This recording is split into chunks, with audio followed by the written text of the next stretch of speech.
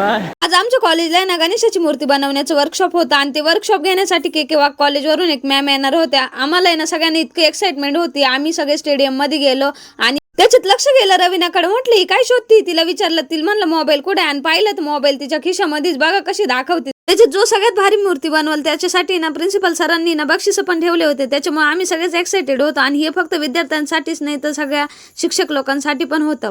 मग बाप्पाची मूर्ती बनवण्यासाठी तर माती लागणारच. मग घ्या पाणी मळा माती. लाच कसली हो त्याच्यात. मग बसलो आम्ही सगळे माती मळायला. त्याच्यात माती भीती मळून झाली. सगळे शिक्षक आणि सगळे विद्यार्थी सगळे गणपती बनवायला बसले. सगळे एक्साइटेड होते आणि त्याच्यात ह्या मॅमनी तर इतका भारी गणपती बनवला होता ना की माझा गणपती सोडून मी त्यांच्याच गणपतीकडे बघत होते.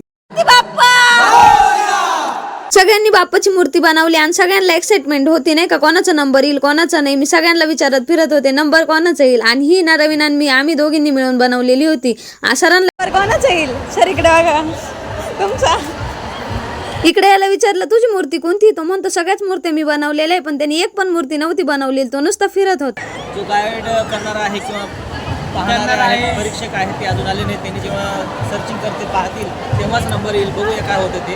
नंबर येणार का नाही ती दूरचीच गोष्ट, पण आमची रवीना मूर्ती घेऊन इकडे तिकडे मिरवत होती. नंबर तर काही येणार नव्हता. मग त्याच्यानंतर म्हटलं चला काहीतरी उद्योग दुसरेच करू. इकडे आहे ना पोरी कबड्डीची प्रॅक्टिस करत होते आणि मी गेले तिथे रिकाम्या करायला. बघा कशा आपटले. आणि हे वर्कशॉप काही टाइमपास म्हणून नव्हतं. मार्केटमध्ये विविध केमिकलच्या मूर्त्या असतात आणि ना विद्यार्थ्यांनी बाजारातील मूर्ती खरेदी न करता स्वतःच्या हाताने बनवलेली मूर्ती घरात बसवावी हेच हेतू आहे. नंबर अनाऊन्स व्हायच्या आधीच मी घरी पळाले कारण मला माहित होतं नंबर वगैरे काही येणार नाही. पण काही नाही, एन्जॉय खूप